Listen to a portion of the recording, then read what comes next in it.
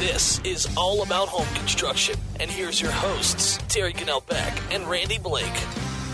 That's right, All About Home Construction here on WAETA. Good morning, Randy. Morning, Terry, and everybody out there. Happy Saturday, buddy. And happy Saturday to everybody out there. That's considering the circumstances.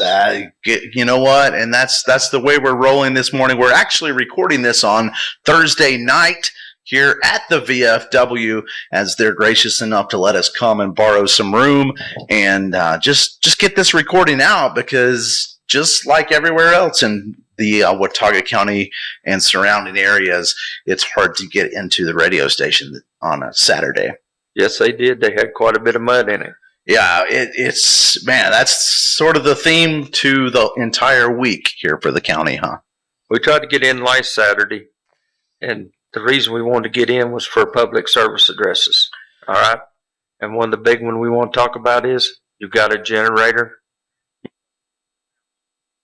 I lost it. Yeah. Make sure you hold on. Turn your main breaker off. I'll cut you off. Hang on. Okay, I can't switch out of this. That's what cut it off. Screens. Okay. Well, there we go. Let's pick up here. All right. And one of the big ones we want to talk about is you've got a generator. And we'll start there. Do not hook it up to your panel box without turning your main breaker off.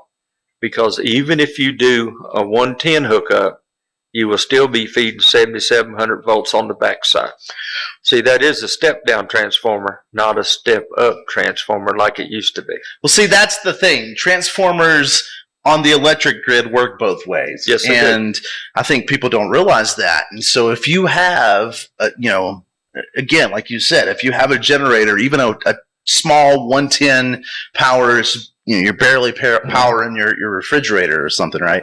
When it goes back and runs through the house and back through the lines into the grid, it runs through a transformer that normally is pulling power down, I guess you would say, to your house, but now it works in reverse. Yes. And it's pushing that up and changing that ampage.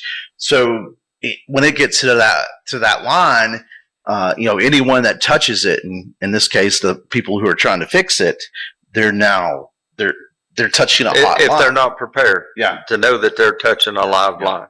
Yeah, and they certainly have safety precautions, but why are we relying on one safety precaution from someone who is, let's face it, these guys have been out for, at this point, a week, and, they're tired, they're just the stuff that they've had to go through and see, the linemen, first of all, I want to thank them all, but why are we relying on that when we can just do something simple and, like you said, just kill it at the box on our end? Correct. Well, these guys are spending a tremendous amount of time trying to get everybody power back in. Mm-hmm. I want everybody to think about that's the reason they want a 30-foot right away on each side of the power line. Right. To try to keep this from happening.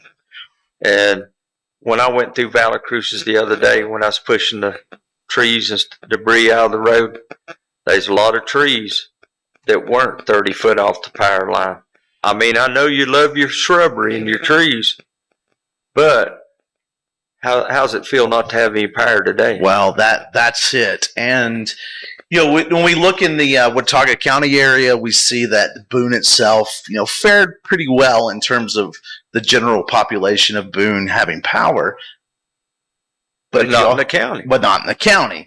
But I was supposed to get ready to say, when you look at it in the town on New River, Light and Power, there's not a ton of trees compared. And some of these places, how many pictures, Randy, have you seen or seen it yourself where there's no pole? It's the top 6 feet of a power line, a pole that's being just dangling from the lines. Well, correct. No, I had a guy the other day said, "You can get your tractor through here." And I said, "No, I can't." No. He said, "I'll step on this line."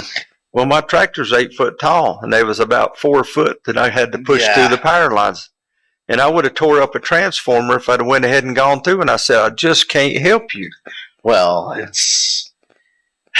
that's going to be the key as we move forward, right? Here we are a week out, and we're going to have to figure out from, what can we do, and just be patient, because the adrenaline's starting to wear off. I think we've been on this adrenaline high really for the last week. And as that starts to calm down and now things are becoming, for the lack of a better word, normal. It's not going to be normal. It's never, exactly. It's never going to be normal. We're hearing reports of people not getting power for a month. Well, 3 weeks to a month. Exactly. And that's because the power lines falling, because of the trees. Yeah. But as we get into this, this next phase, I guess, is we're really going to have to worry about just being calm, being patient, and showing a little, grace, if you will, to people. And something else, when we had the COVID stuff and people got to hoarding stuff, yes, we're coming down like COVID, but the point of it is, don't be a hoarder, because there's a lot of people that needs a lot of stuff, whether it be food. And, I know we got a longshoreman strike going on. That's going to take a month to catch up to everybody. But do not be a hoarder on fuel and anything, because you might be hurting somebody else trying to take care of yourself. That's a good point there, because we're all in this together. We're all in the same situation, and just having that fear, that that constant, like, whatever, we want to get the resources, we want to get back to normal. But again, it goes back to use some common sense, and again, just be polite, right? Like if you don't need 3 cases of water, get the 1 free case of water. That way you can, someone else can get the other 2. Yeah, and if you got a creek next door, use your creek to flush your toilet. Thank you. I've had I've had that discussion with some friends, and it's like, you have a creek. I know you don't drink the creek water. Like, I'm not saying that, but if you can flush your toilets with that, think of how many more bottles you can drink now, right? Correct. And I hate to be morbid about this, but you might save somebody's life not hoarding. Yeah, I think you're right. But hey, while we're on the topic of water, and since this is all about home construction, I would like to talk to you a little bit about, so the towns of Boone and Blowing Rock in particular here in the county, but people who are on town water, they had a lot of different advisories. You have to boil your water and things like that. But there's no one putting these advisories on wells. And so as people start to come back out of this, what's the chances of wells having this bacteria into it from rainwater? Probably not, because the modern well has to be concreted in. Maybe some of the older wells that are 30, 40 foot deep, that was not concreted in all the way to bedrock. Let's say they drilled so far down they stopped in dirt. That could be a problem. Okay. That's what I was wondering. I mean, I kind of assumed, if they're, as long as they're not weren't completely underwater, right? I mean, I get there's probably some low wells that were submerged. Correct. Then there's probably some outside. I think our guest had a question. That's it. Yeah, we'll get into Taz here. And first of all, Taz, thanks for coming. You're no stranger to this show, but we are glad that you're on. So welcome back. Thank you for having me today. So what about spring boxes? Well, most of your spring boxes that the old timer did, we're back into solid rock. And, chloroform and stuff like that can get into them. But most of the people that has the spring box is already used to it, and it's not a major amount. Because, see, I can go to a house, and if it has a well, and take a drink of water, and I know exactly if there's chloroform in it. Because it just tears my stomach all to pieces. And there's certain areas in the county that has shale rock. And the shale rock generally allows those from the surface water to seep into them. Most of them is solid granite. Doesn't have a problem. But like your spring box, see, it's back in solid rock. They build a spring box and it's capped off. So it keeps most of the runoff off.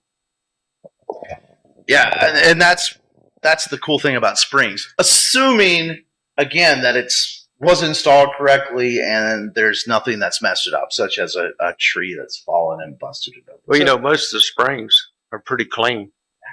You know, I used to know everywhere I used to hunt, I knew where the springs were so I could dig out and get water. And because I love spring water. Hey, there's nothing better. There's nothing better for sure. You know, well water doesn't have any flavor to me. We should market that mountain spring water. I'm pretty sure it's been done.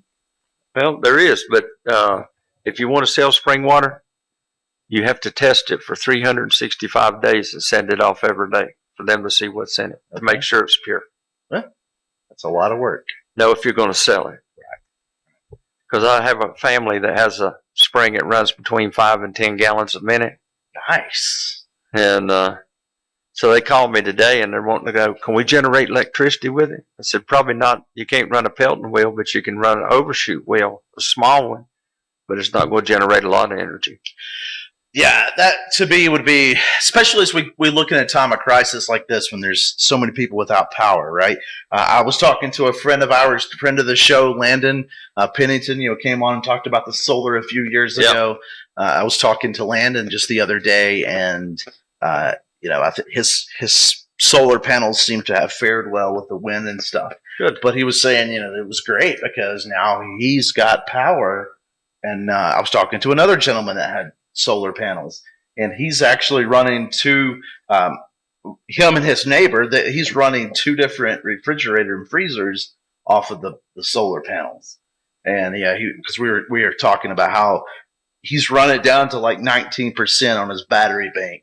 It ain't going to be long at 19%. Well, that's what he was saying, but as the sun comes back out the next day, it's charging it back up. And so far, out of the last week, he's not ran below that 19%. Well, you know what? Before all this started, I was actually looking into buying a couple of carbide lamps. Mm-hmm. Because you can still buy them and you can still buy carbide. And most people don't realize it only takes water and a match to start a carbide lamp. That's what they use in the coal mines. Yeah. Well, and it's a little expensive. I think $150 for a carbide lamp, but it puts out light. Well, in times like this is huge, right? How many lanterns have we burned? How many? I had my lanterns out, for my Civil War reenacting lanterns. I'm burning those. The old school, lamp oil, kerosene, whatever that stuff is. A lot of old technology come out during this time. It's amazing. I had the grill going because I had charcoal, but I'm frying up on my cast iron pan on the grill. So I didn't go hungry. Let's put it that way. Well, I didn't either. One thing that I had to worry about was I was able to get the kids away because they were, so they could get off and have power. So I'm at home by myself, and the refrigerator, the freezer on top of the refrigerator is starting to defrost after several days, after day 4 or whatever it was. And I'm looking in there, and I got this big family-size pack of pork chops, and they're starting to get soft, starting to thaw out, So, needless to say, I am out there grilling 4 pounds of pork chops that did not go to waste, I promise you. Did Carson eat them all? He didn't come. I had most of it gone. He came and probably finished off the last pound. Well, it was all me. Let me give you it was all day Saturday. I'm just sitting around eating pork chops. Let me tell you about your food in your freezer. Now, you can refreeze beef and you can refreeze pork if it has ice crystals in it. Do not refreeze fish, chicken, stuff like that, because it will hurt you down the road. That's what I've been afraid of, and which is why I was cooking it all. I didn't want to take a chance, but I think that as we look forward, just so much loss. That's the stuff that's people are starting to realize now, because the obvious stuff, the houses, the cars. But now we're seeing that it's impacting every single thing. Well, if you got meat that's stalled out, beef's not too bad. Okay, at 70 degrees for several hours, you can use that, because think about it. It's defrosted. Now you got 3, 4, 5 days to use it, as long as it keeps around 42, 43 degrees. 70 degrees is when the bacteria starts. Gotcha. Okay, so if it sits in your refrigerator for a day at 70 degrees, throw it away. or cook it and feed it to your dog I was giving some to my cat. Yeah. or your cat. I mean, just because. Actually, I had some milk that in the refrigerator that was lukewarm. It was just warm enough that I was afraid to drink it. And my cat sure did. Well, I tested my milk. It was a little warm, but I still drank it. Well, I don't like milk. And then the next day, I threw it away. Don't like a lot. But I of didn't milk. feed it to my kitty cat because I was afraid of hurting it. Well, let's get into our guest. I tell you what, let's take a quick break and then we'll come right back and then we'll get into our guest, Taz, as she's made a special appearance already. We appreciate that. It's been a while. That's it. So we'll take a break. We'll come right back right after this. That's right. All About Home Construction here on AM 1450 WATA. And again, of course, the podcast, All About Home Construction here, wherever you get podcasts. And that's the cool thing. We may not have the best cell phone and internet services, but as long as you get a service, you can download this podcast and share it with other people. And then if you're like me, you sit in the dark on the dark night if there's no power and you just listen to all the podcasts that you've saved on your phone. Well, 96.5's been running pretty good. Well, yeah. Well, I mean, we're definitely up. I'm just saying, if you want to, maybe share this with other people, you can share it all week long. Or email Terry and you'll stay you another sticker. Hey, that's right. I got some more stickers.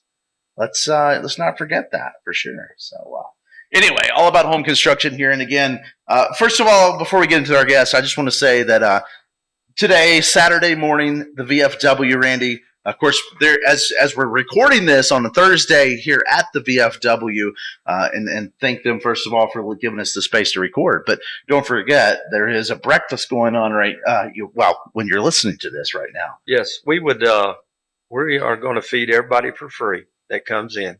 You're more than willing to give a donation. But there again, it's all you can eat while you're here. All right. After you fill up, don't ask for a to-go box. Right. That's awesome, though, that your breakfasts are so popular and so awesome anyway. But now that you're able to kind of expand that and just get more people in. And well, we had some help. And Performance Foods has helped us out. And we do have a deck up here at the main hall. So you don't have to walk through the bar if you don't like to. Okay. Because we know people that don't like going through areas that has smoking. Mm-hmm. So that allow them to come in. But everybody's welcome, and we will serve. We don't know because, the last couple of dinners we've run out of stuff. So if we run out this time, we just run out. But the point of it is, I think we got enough food to do quite a few people. That's awesome. And if you got a neighbor that doesn't have the internet and they need something to eat, go tell them we're going to do it from 8 to 11. Sweet. And if we still got food and people still waiting, we'll work a little longer than 11. That's great. So yeah, definitely get the word out. Get people here until 11 o'clock on Saturday. And before our show's over, we got some more contact information for some various services I want to get out. But as you mentioned before in the first segment, we do have a guest with us this morning, and of course Taz. And Taz is she is a familiar face. She's no stranger to the show. And so I know Taz, y'all can't see her on the radio, but yes, she's been on before. She classes it up a little bit, Randy. She classes it up. I try. Makes me look better, don't she? So, Randy, I don't think I can make your breakfast on Saturday. You're not? Yeah, because I'll be a little bit busy doing my new side gig. Well, I think that's more important than my breakfast. Yeah, I'm going to miss it. So, I had no idea the storm hit the county at all. Not until we lost power.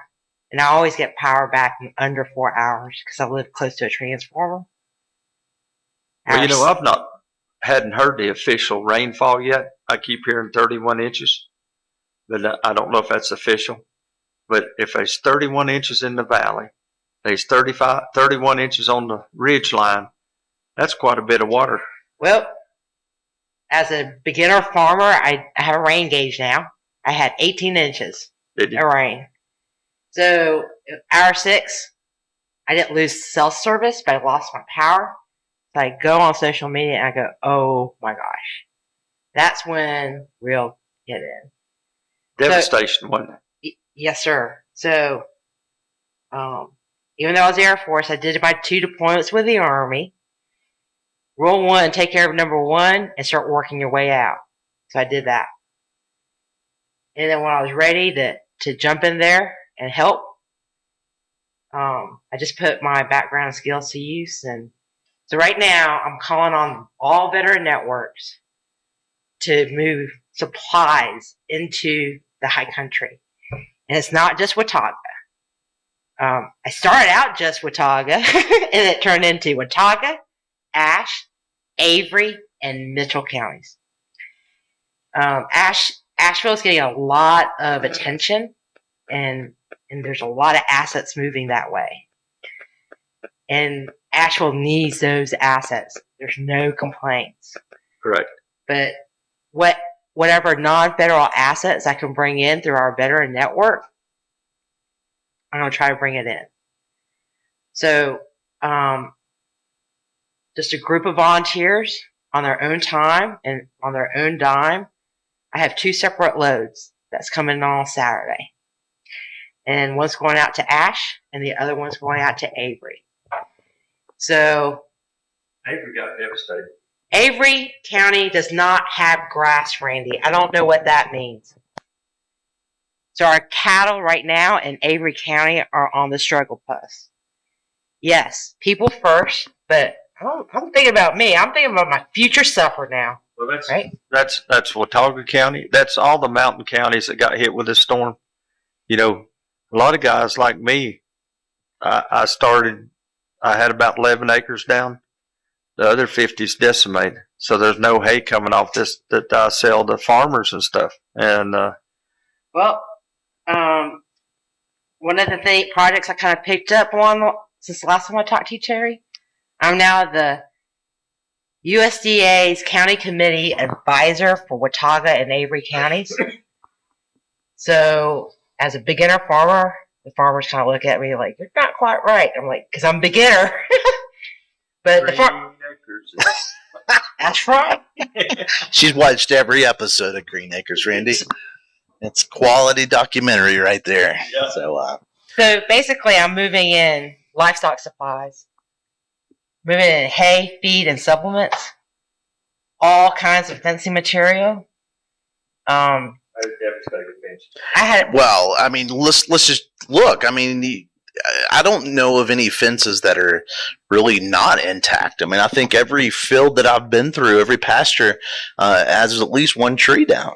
And if anyone has, cattle or horses or any kind of livestock inside of fence, you know that one section of fence down, you might as well not have a fence in a lot of cases. And so I didn't notice that myself. And again, when you have such devastation and the first, like you said, the first thing is to take care of yourself, right? Because you can't help others if you're not in a situation yourself.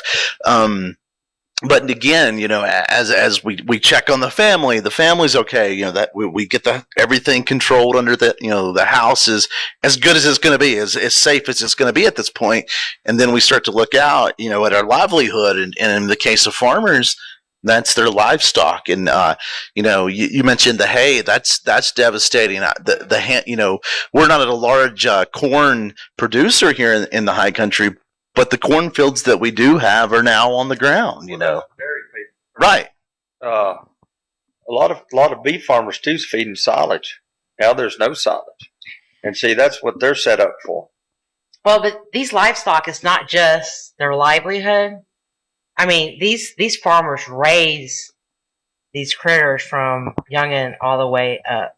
There's a lot of care and feeding that went into raising this livestock. So there's a little bit more than just a bit of emotional attachment with these animals, right?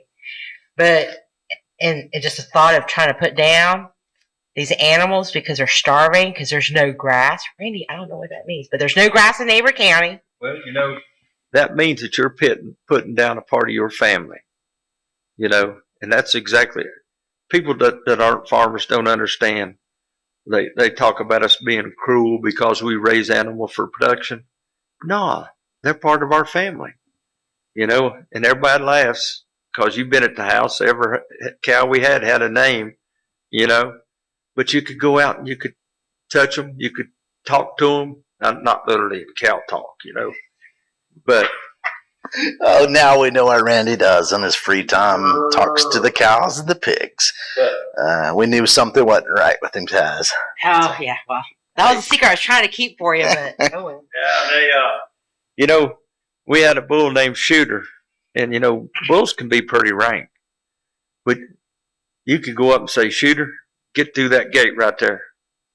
And he'd go through that gate. Or he'd walk right up and get in a set of stocks that he didn't fit, but he'd still get into stocks. So you could worm him and stuff like that. There wasn't no way in the world you was going to hold him outside the stocks. But you'd worm him. He'd walk out of the stocks. You'd just talk to him and he'd listen to you.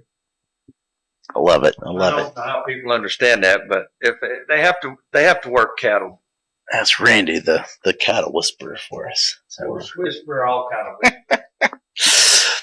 Okay, so Taz, you made a good point there, and you know, as we start to look at livestock in particular, let's take that because we have quite a few farmers. I mean, this is an agriculture area; it's an agriculture state, especially as when you look at the high country at large. Lots of damage, you know, again, because when you have any kind of property in the mountains, first of all, it's not going to be lake, you know, even though it may be lakefront property now, it's not typically lakefront property. And there's no flat pieces on any pasture that I've ever been on. You know, it's all hills and creeks and stuff.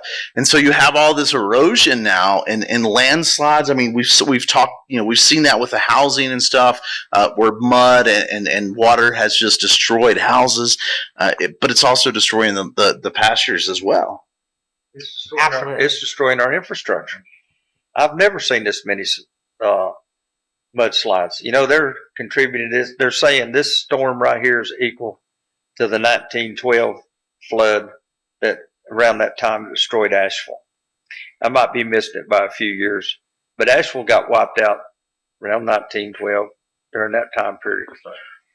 Well, as we talk about infrastructure, you know, getting off the farm topic for just a second, but 1940, we all know that if you live here or you visit the high country in North Carolina now, you know that in Avery, Ashe, and Watauga counties, there's one set of railroad tracks, and those are over at the theme park, Tweetsie Railroad. Yeah. There's no other railroad tracks, and the biggest reason is in Avery and Watauga is in the 40s, the 1940, the flood came through, you know, and wiped things out, and it just devastated it enough that they're like, it's not worth building back.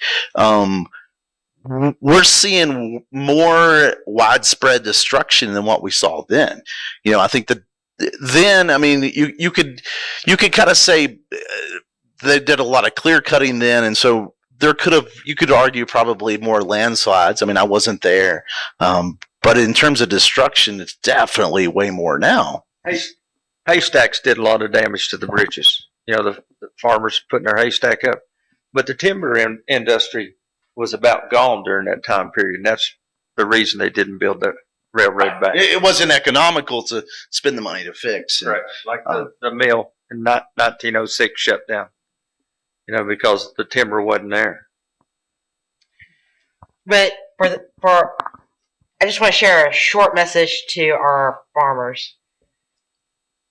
I've been in communication with the county extension offices in Avery Mitchell, Ashe, and Watauga, along with our USDA brethren. And they're trying to bring in supplies to help with the recovery.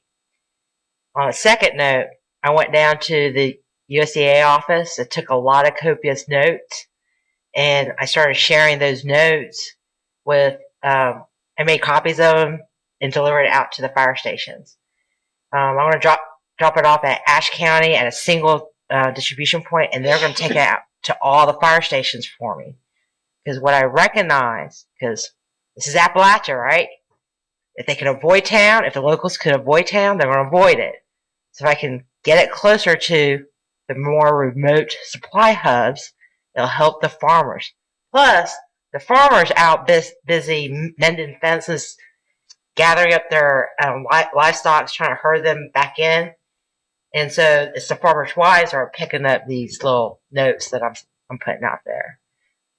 Well, that's awesome. And again, just trying to get those resources out, specifically talking about your livestock,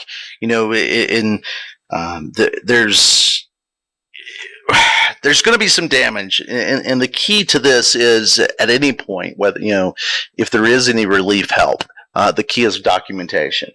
And so, not only are we trying to get resources out, I think you're also trying to get the information, just a reminder of keep up with that documentation, because you never know whether it's some kind of relief funds later on or, FEMA or whatever.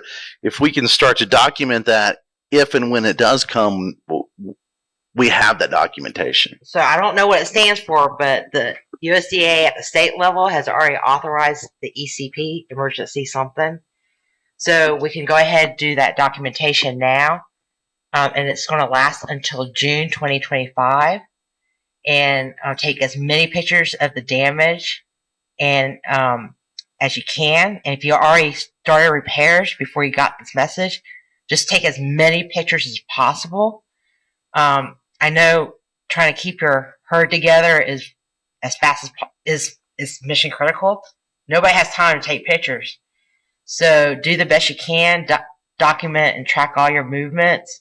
If you have to move dirt, how much tonnage do you think you moved? If you have to haul water, how much water you moved for the distance, right? So track everything. And for the fences and rescaping the mountain again, I think there's a cost share with USDA that they can apply for. So, Terry, I kind of get around in a good way, not that bad way, right? So it is a Thursday night. Yep. But I've been talking to one of the 5th Congressional District staffers. I know FEMA's here. They're out and about doing a site survey, and they're trying to figure out how many FEMA personnel to bring in. Here's like a good thing, bad thing. The good thing is, if you have damage, you can apply for FEMA assistance. However, you have to apply online. Well, with the cell service and the internet and the power grid gone, especially in our remote county sections, FEMA is intending to do door knocks and help people apply. So do not despair. Great, and talk to them. Don't ignore them. Because these people, they go into every area that's devastated. And it just happened to be, it's our turn. It never has hit us this hard. And there wasn't anything for anybody in 1940 or 1912. At least it's here now. Yeah. But I have supplies coming in from Statesville, North Carolina. As far as Grifton, east of Raleigh, a friend of mine, a former veteran, called me up today. She's out of Georgia. She just cleaned up her farm after the Helene aftermath, and she's going to reach out and get more farm supplies up here for us. I know the different disabled American veteran at the state level are sending checks to North Carolina, so North Carolina DAV can make purchases and start pushing up even more supplies. I have a farmer out in Pennsylvania that's offering all of his square bales.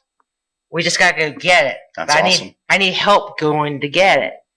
And his fields are ready for cutting, and he said we can have it all. I need someone who knows how to run that tractor and make me some hay, and we can get as much hay out of Pennsylvania as we want. That's awesome. Well, especially as we listen to this, if you're listening to this on the podcast in particular, so you're not in the high country, if you have connections, please reach out to us and we'll put you in touch with Taz for sure. You Don't give your number out, Taz. You can. Or just go ahead and. So my phone number, if you wish to contact me, is 704-575-3472. The best way to contact me is via cell. I'm kind of moving around throughout the more remote parts of the county, and I don't get your signals or I don't get the calls until after I get past to the eastern side of the county. So. Well, okay, so I want to hit one more thing before the break. And one thing you mentioned there is, going online and for instance, the FEMA, the applications and stuff is online. When you're in the county, as you're in Watauga County, as most of the schools come back online with power and stuff, there's services there in terms of Wi-Fi. If you can get to, for instance, the high school, you get to the high school in Hardin Park here in town. Just because those are the two that I were at today. As you get there, there's Wi-Fi access at those points, but there's also as you look into the surrounding counties, Ashe County, the emergency management has extended the satellite internet, and there's several sites, including it's basically most of the fire, if not all the fire departments, and so you can go to these places and get free Wi-Fi. And so if you have a phone or a computer that you take with you, you can access the internet to start to fill these applications out. That is correct. And I've heard stories about a couple of fire stations going out on their own time and dime, buying laptops, and just so that their residents in their area, fire district, can apply for these. Well, and Starlink, Elon Musk's internet service, you have to get the equipment still, but if you're not going to have internet for a while, they're offering free internet, and they've donated hundreds and hundreds. Different organizations are getting those, and there's hundreds of different places that's been, this equipment's been downloaded or passed out and donated. But my point being is that as we go forward, there's more and more access. Correct. However, the door knocks, I think, are really targeted for those residents that are completely cut off and on their own. I've seen 2 FEMA vehicles this morning come up by my house. And, they're just vans, not big vans, but they got their satellite equipment on the back. They got their sign. And just pay attention to them. They're here to help. Well, I mean, the fear is, and this is a whole other topic that I know, Randy. I mean, I can already tell you, in 6 months from now, we're going to be having this conversation of the scams. I mean, and so my thing, and don't even get me started because we already see the people going to go out and try to rip people off or try to beat the system, and anyway, we won't get into that. But my point being is, if these FEMA people come through, you're going to know if they really are. Again, you're going to see the IDs and things like that. The questions they are asking are not going to be stuff that they can rip you off with. So if they ask for stuff like money or access to this account or that account, like that's a given, right? But don't, So, but I guess my point being is don't let your guard down, but don't be afraid. Like these people are coming in to help. Well, one of the biggest scams that ever happened in the construction industry is when Hurricane Andrew come through, when everybody flocked to Florida to help them residents out. What I call that was rape and pillage, because they took money, they put tarps on people's houses. We're here to help you. They got paid and then they didn't go back. And the other day I was talking to my neighbor, and he got a phone call from down off the mountain somewhere, and he said, "Who do we need to contact so we can make some money?" He said, "We're in desperate need here. Why do you want to make a profit on somebody that needs help?" And matter of fact, when I pushed 194 out to Broadstone, he come by the other day and put 12 gallons of diesel fuel in my tractor, saying thank you, because that allowed my daddy to get out. That's awesome. So That's awesome. Well, cool.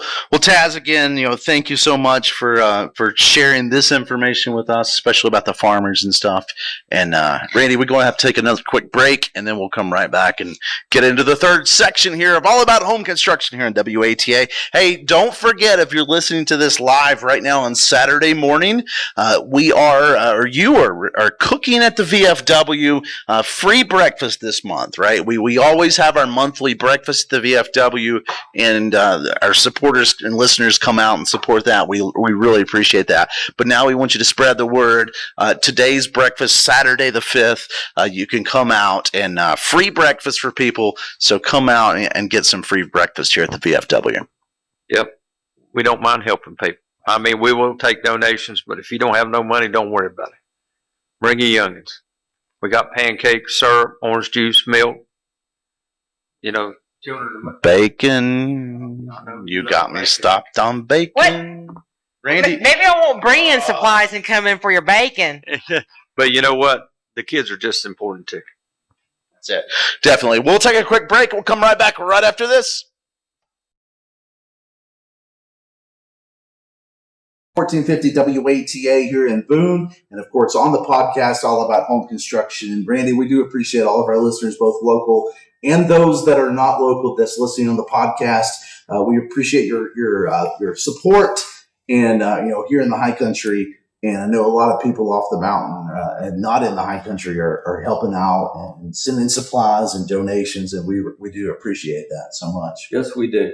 So, I mean, it's tremendous what everybody's trying to do for everybody. That's it. Again, we want to thank the VFW here in Boone for allowing us to record this. We are recording on a Thursday night, do some of the infrastructure, but also more importantly, because as you're listening to this on a Saturday morning on the 5th, on All About Home Construction in WATA, Randy is actually in the kitchen at the moment. When you're listening to this, yep, cooking rock and roll kitchen, which I've been doing the last couple of shows. Yep. Right here at this table where we're sitting. That's it. Well, and the thing is, I know that you're going to be busy because you are offering not just breakfast, but you are offering a free breakfast for anyone in the county and the surrounding areas that needs food. Come by the VFW and get your breakfast on. Get that 40 pounds of bacon that Randy has.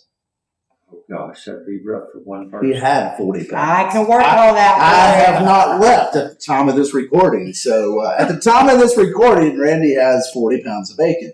But no, seriously, come on out and support the VFW. You're welcome to give some donations. All that money will go back into to help more things down the road because, Randy, it's going to be – this is still the beginning, right? We are a week in with some of the devastation, but this stuff, whatever it's not going to be over in a week. We're going to be talking about it for a while, for sure. So, and we've had people come by. Yeah, that's it. That we give money to, and some people just come by, and their car broke down, and we give them gas money. Yeah, well, and we've had veterans come by. We talk so much, and so many times. How many times have I said on this radio show, on this podcast, that we in the high country take care of each other?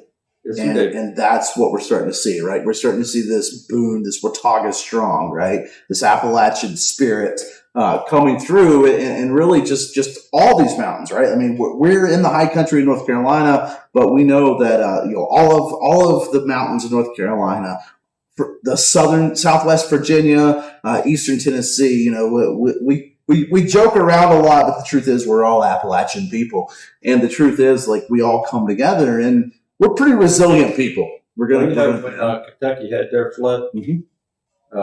There was a trailer load of stuff left here in Boone, and Chuck delivered it himself. Love it. And people brought in clothes, they brought in dishes, they brought in dry goods and stuff like that. Nothing fresh or anything. Definitely. And Chuck drove off and took it. Well, and that's what we're seeing. We're seeing people coming back and helping our neighbors in our neighborhoods out now. But Taz is here with us. So Taz, in our last little section here, you had a few more things to share. Yeah, I want to give a big shout out to the disabled American veterans. The regional office came in today, Thursday, or what is today? Today is Thursday. The show was on Saturday. Okay, right. How's that?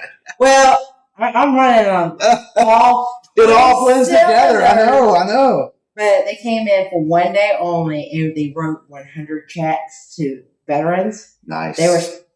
I worked it out with the Alliance Fellowship, Bible Fellowship, and they gave us some table space.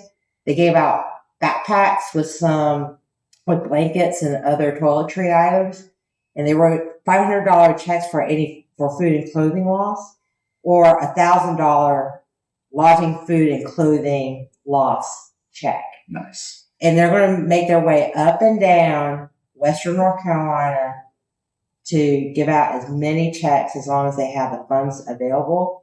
I will say the Disabled American Veterans are currently fundraising to help the veterans that's been affected by Hurricane Helene. So if you can afford it, please give. It will go out to our veterans. I want to give a shout out to all the different Disabled American veterans across the nation that are writing checks. And our North Carolina department is going to collect those funds and make a massive purchases. So if you're in Ashe, Avery, Watauga, and Mitchell counties, help is coming. But the North Carolina Department for the Disabled American Veterans is helping all of Western North Carolina.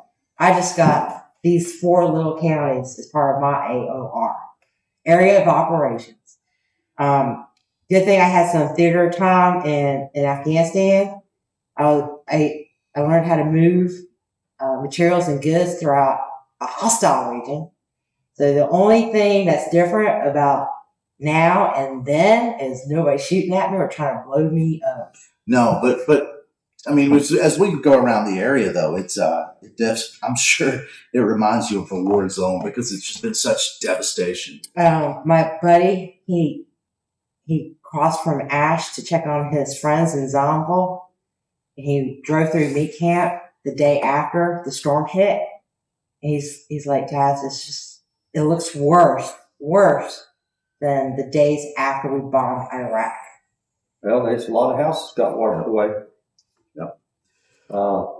I just got a thing on the internet here that they're having to go up 77 and hit Interstate 81 to feed parts of Tennessee and northern part in Asheville, those counties down there. That's the only way they can get stuff in. As you get looking into like Damascus up above us and stuff, I didn't even think about Damascus. Yeah, you can't get to it. I have some friends that were sharing about it, and you again, to come from Boone to Damascus, you can't go through Mountain City right now. You're going to have to, like you said, it's an hour to 77, and then you're about another 45 minutes to 81, and then another hour back. So yeah, you're talking almost a 3-hour ride to go to Damascus. And my employee Greg, my lead man, it's taking 2.5 hours one way to get from over on 67 back around Forge Creek back into 88 and come in that way. Well, we got about 4 more minutes here, Randy, and there's a couple of infrastructure construction questions that I really want to hit on. Of course, again, we want to thank the VFW for letting us record this on a Thursday night. That's going out live on Saturday on WATA. And again, breakfast. I don't want to forget about the breakfast on Saturday morning as you're listening to this. But a couple of questions I have, Randy, that I really want to make sure we hit is, again, the generators. If you have a generator running, if it's hooked up to anything in your house, not appliances. If your appliances are directly hooked up to it, we're not talking about that. But exactly, if this is hooked into your house at any way, make sure that you're killing those breakers so that it doesn't feed back into the grid. The next question that I have as we start to clean up now, a week off, a week away from this devastation, is what are some of the things? I mean, some of the things are obvious, right? Like trees through the wall, through the ceiling, and through the windows and things. Like those are obvious things that we need to address. What are some of the things, Randy, that we may not be thinking about that we should probably be aware of? Well, one thing is if you got standing water in your basement or your house, you need to get a dehumidifier going. So you're at least trying to get this water out.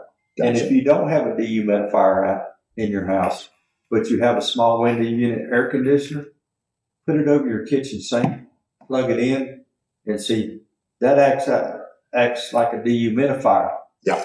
Okay, so it will start taking the moisture out of your house. Exactly. Because, a lot of times when you're doing drywall, drywall won't dry because of the rainy season. A small air conditioner will dry your drywall up pretty fast. Right. So that's the key is just, an air conditioner is a glorified dehumidifier. Again, just trying to suck out as much water and moisture as you can.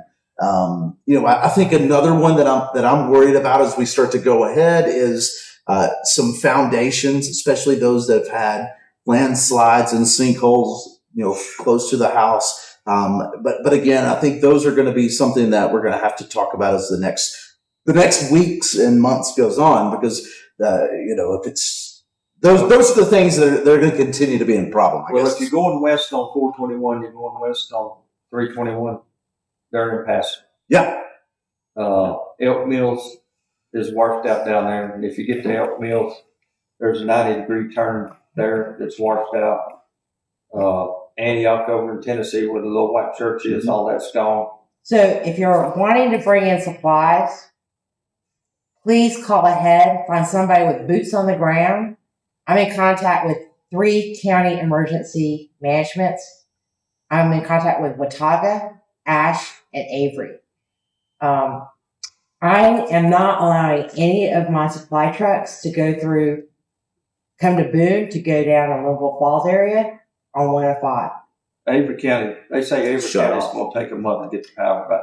I'm telling everybody, if you want us to bring in supplies for Avery County, you got to come up through 321 by way of Morganton into that. 181. 181. Yep. Yeah. Yep. Sorry, thanks. That's all right.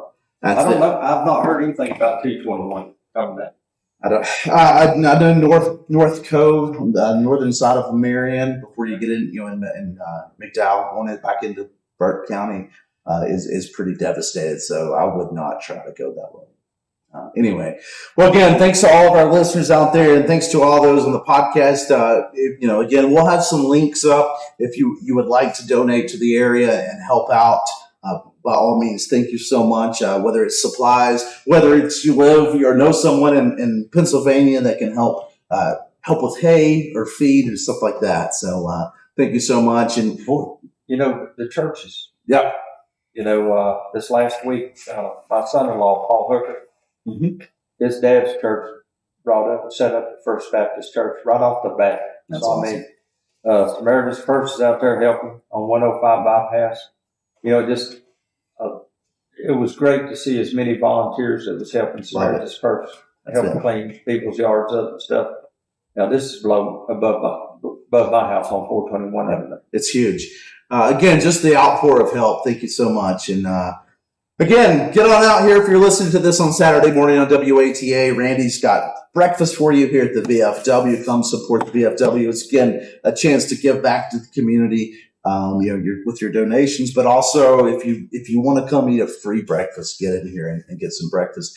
Thanks for the VFW for letting us record this on Thursday night so that we can get logistics happen for the breakfast and the logistics for the radio station and stuff. So thank you so much, and we appreciate those of the guys here in the Boone VFW Post for letting us take over their space for a little while to make this show. And Randy, I hope when this is airing right now that you're cooking 40 pounds of bacon, because it's all going to be gone because we're going to have enough. No, Terry's not going to eat 40 pounds. I'm not going to eat it. But anyway. I am. Because me and Taz, that's 20 apiece. Anyway.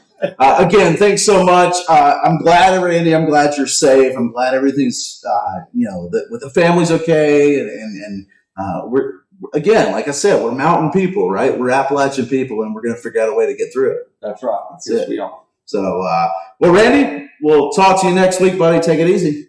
Bye.